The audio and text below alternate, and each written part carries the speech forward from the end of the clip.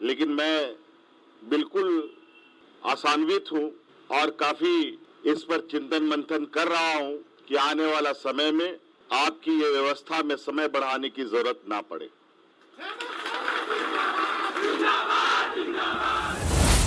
सरकार ने हमको विश्वासघात किया है और गुमराह किया है, इसके अलावा अब तक कुछ हासिल नहीं। हमारे सहायक पुलिस कर्मी का जो भी आंदोलन हुआ था, उस समय जो 8 सूत्री मांग रखा गया था, उस पे विचार करते हुए अगर हम लोगों को वो मांग माना जाता है, जो कि हमारे लिए बहुत लाभप्रद होगा, अन्यथा हम लोग फिर आंदोलन करने के लिए बाध्य हो जाएंगे। टमाटर 200 रुपये किलो हो चुका है, महंगाई बहुत ज़्यादा है। ऐसे में सहायक पुलिसकर्मी जो मेरे साथ दिख रहे हैं, इन्हें मात्र 10,000 रुपये में महीना भर का काम चलाना पड़ रहा है। वर्दी का खर्चा, बहुत तरह का खर्चा इनका होता है और पिछले 2 सालों से ये लोग लगातार आंदोलन कर रहे हैं। आंदोलन हो रहा है सेवा विस्तार के लिए, मानदेय में वृद्धि के लिए। एक बार फिर ये आंदोलन के लिए सामने आ रहे हैं। हमारे साथ कुछ लोग हैं, विवेकानंद जी हैं और बहुत सारे सहायक पुलिसकर्मी हैं। इनसे हम जानेंगे। विवेकानंद जी, 2 साल आप लगातार आंदोलन किए, कई दिनों तक किए, क्या हासिल हुआ, क्या आश्वासन मिला और क्या पूरा हुआ? सरकार ने हमको विश्वासघात किया है और गुमराह किया है, इसके अलावा अब तक कुछ हासिल नहीं हुआ।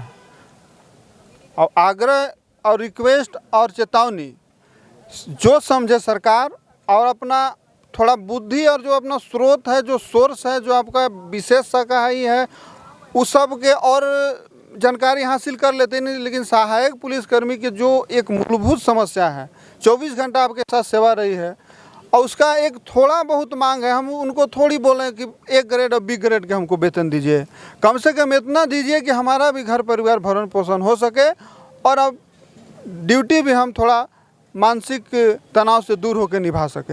लेकिन सरकार केवल अब लोग गुमराह, झूठ, आज कल, टाल मटोल। तो हम लोग के समझ में नहीं है कि सरकार हम लोग के साथ ऐसा क्यों कर रही है, जबकि और भी अनुबंध कर्मी हैं, कुछ उनका भी रास्ता निकाला गया। ऐसा बात नहीं है कि सरकार रास्ता नहीं निकाले है। तो मेरा सवाल है कि सरकार अन्य कर्मियों के साथ यदि न्याय हो सकता है तो सरकार सहायक पुलिसकर्मी के से क्यों शत्रुता या दुश्मनी या क्या दिक्कत है जो हम लोग के साथ, हमारी भावनाओं के साथ खेला जा रहा है। पिछले बार सितंबर महीने में आप मुख्यमंत्री आवास गए थे, वहाँ पर आभार व्यक्त किए थे क्योंकि आप लोग का 1 साल का एक्सटेंशन हुआ था। तब मुख्यमंत्री से आप लोगों की बात हुई थी, कुछ ज्ञापन वगैरह दिए थे, तब मुख्यमंत्री ने क्या कहा था? जो एक फ़र्ज होता है कि हमारे राज्य के सीएम हैं, अगर हमारे प्रति अगर काम किए हैं तो हमारा कर्तव्य है उनका प्रति भी हम सम्मान रखें। तो सम्मान रखें कि श्रीमान जो काम किए वो अच्छा किए, लेकिन वो काम अधूरा है, उसको आपको पूरा करना होगा, क्योंकि आपका हाथ में बागडोर है झारखंड पुलिस का, झारखंड राज्य का। तो उस समय बात विमर्श हुआ, सभी जो था हम लोग हर पूरा दिल से उनको सम्मान किया, अभी भी सम्मान करते हैं। लेकिन आप जो बोले कि इसी कार्यकाल में, वो खुद वो ट्वीट किए थे उस समय, यहाँ पर है, इसी कार्यकाल में आप लोग चिंता मत कीजिए, खुले माइंड से अपना कर्तव्य का निर्वहन कीजिए, जो भी मूलभूत समस्या है उसका हम निदान कर देंगे और आप लोग का ज़्यादा टेंशन लेने की आवश्यकता नहीं है। मुख्यमंत्री हेमंत सोरेन ने तब क्या कहा था सितंबर महीने में, जब ये लोग आभार व्यक्त करने के लिए, खुद आप देख सकते हैं झारखंड टीवी में वो चीज़ है।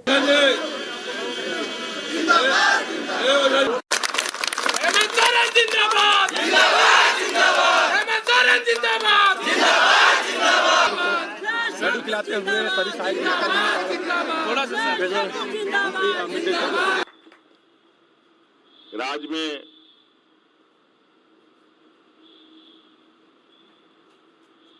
पूर्व की सरकार ने सहायक पुलिस के रूप में यहाँ के नौजवानों को, यहाँ के युवक युवतियों को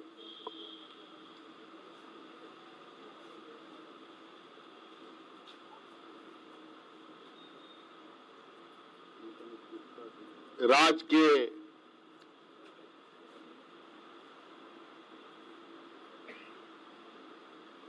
विधि व्यवस्था, कानून व्यवस्था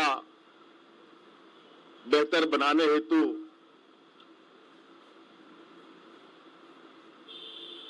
आपको सरकारी व्यवस्थाओं से जोड़ा। आप लोगों के भर्ती नियमावली के शर्तों के अनुसार समय अवधि समाप्त हो रहा था। मैं आपके लिए एक वैकल्पिक रास्ता ढूंढने का प्रयास कर रहा हूं।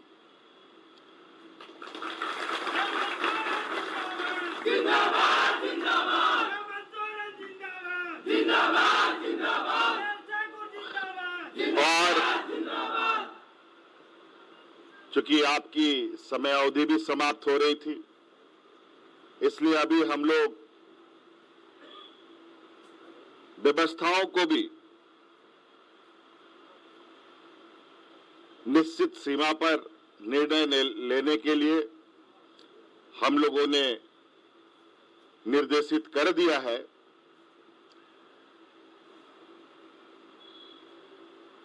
कि आप लोगों के लिए आने वाले समय किस तरीके से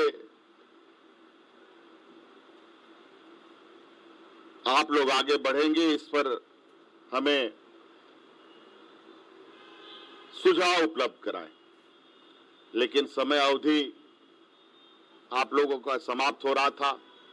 हम लोगों ने तत्काल 1 साल की अवधि बढ़ाई है, लेकिन मैं बिल्कुल आशान्वित हूं और काफी इस पर चिंतन मंथन कर रहा हूं कि आने वाला समय में आपकी ये व्यवस्था में समय बढ़ाने की जरूरत ना पड़े। जिंदाबाद जिंदाबाद जिंदाबाद जिंदाबाद जिंदाबाद इसके लिए क्या बेहतर आप लोगों के लिए होगा, वो हम निश्चित रूप से सुनिश्चित करेंगे। इसलिए बहुत बहुत धन्यवाद, सब लोगों का आभार। अब हम बात करेंगे अविनाश द्विवेदी जी से। अविनाश जी, मुख्यमंत्री से जब बात हुई थी तब से लेकर अब तक क्या ऐसा निराशा हो गया कि आप लोग आंदोलन करने के लिए उतारू हो गए हैं? देखिए, पिछले बार जब हम लोगों का एक्सटेंशन बढ़ाया गया था तो हम लोग माननीय मुख्यमंत्री को शुभकामना देने के लिए उनके आवास पे गए हुए थे। मुख्यमंत्री जी हम लोगों के बीच में भी आए थे और उनसे बातचीत भी किया गया। उनके द्वारा बताया गया कि अगला बार जब आपका एक्सटेंशन ख़त्म होने वाला होगा उस कगार पे आपको एक्सटेंशन नहीं दिया जाएगा, आप लोगों को समायोजन किया जाएगा, आपके लिए कोई ऐसा नियम बनाया जाएगा जिसमें आपको सारा तरीका का लाभ मिलेगा। लेकिन आज 4 से 5 दिन के बाद हम लोगों का एक्सटेंशन ख़त्म होने के कगार पे है।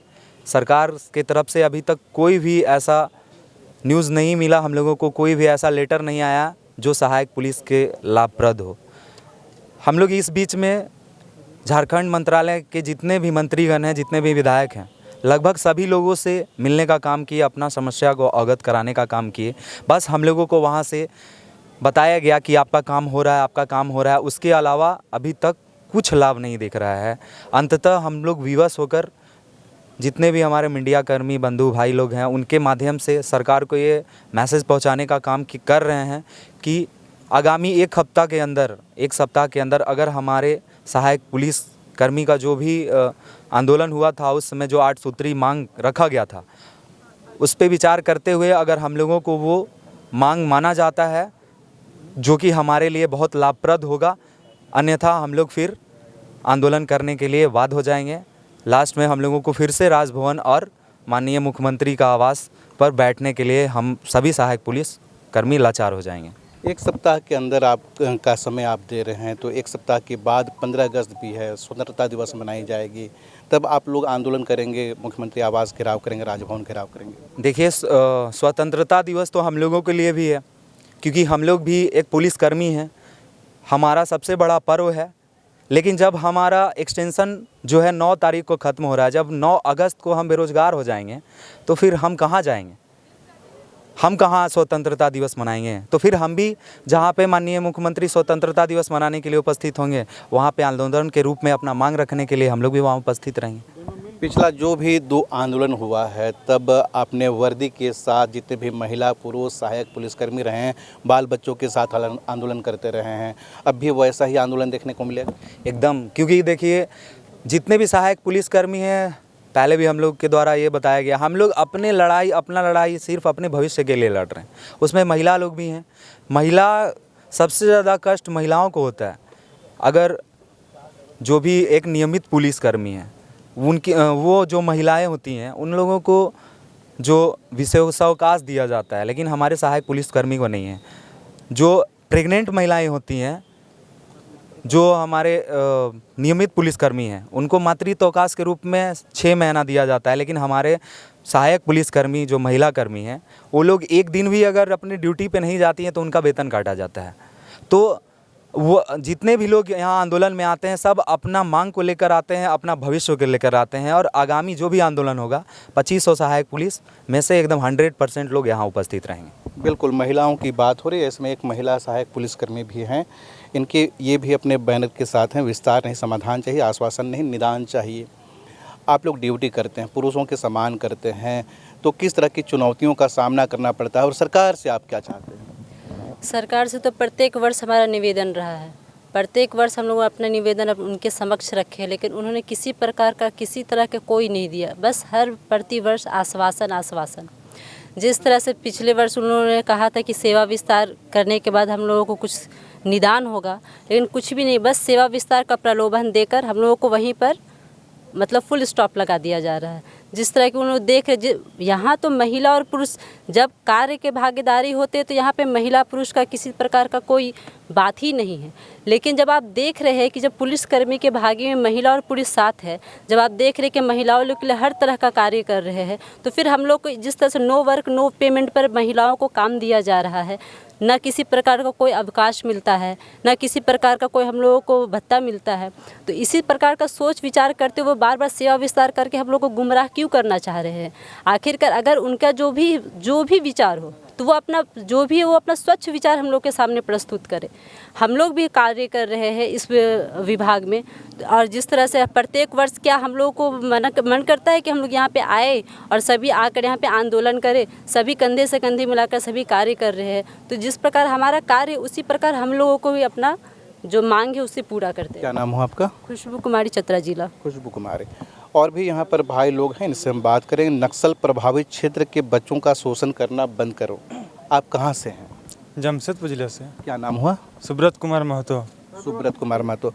9 तारीख को आप लोगों का जो सेवा है समाप्त हो जाएगा, एक्सटेंशन जो दिया हुआ है वो समाप्त हो जाएगा। 9 तारीख को विश्व आदिवासी दिवस भी है। ऐसे में यहाँ की जो सरकार है वो बड़ा आयोजन भी करने जा रही है, तो आपको लगता है कि विश्व आदिवासी दिवस का जो भव्य आयोजन हो रहा है सही मायने में हो रहा है, क्योंकि यहाँ के झारखंडी आदिवासी मूलवासियों का नौकरी खतरे में है? जी, ऐसे सरकार के ऊपर तो विश्वास शुरू से करके आ रहे हैं और अभी विश्वास ही कर रहे हैं, और विश्वास करते करते हम लोग तो क्या बोलेंगे, अंतिम क्षण पहुँच ही जा रहे हैं। अब 2-4 दिन बाकी है, उम्मीद वही करते हैं कि 1-2 दिन में सीएम साहब हम लोग के लिए गुड न्यूज़ सुनाएं। बिल्कुल, गुड न्यूज़ का इंतज़ार है सहायक पुलिसकर्मियों को, चाहे तो महिला हो पुलिस हो। 9 तारीख को इन लोगों का सेवा समाप्त हो जा रहा है और इन लोगों ने कहा कि जल्द से जल्द समाधान होना चाहिए ताकि आंदोलन करना नहीं पड़ा। अगर नहीं हो पाता है तो ये लोग उग्र आंदोलन करेंगे। 2500 के करीब सहायक पुलिसकर्मी हैं, सभी के सभी रांची के मोराबादी मैदान, राजभवन या फिर सीएम आवास घेराव करने का प्रयास करेंगे। हर अपडेट आप तक पहुंचाएंगे। जुड़े रहिए लोकल खबर के साथ।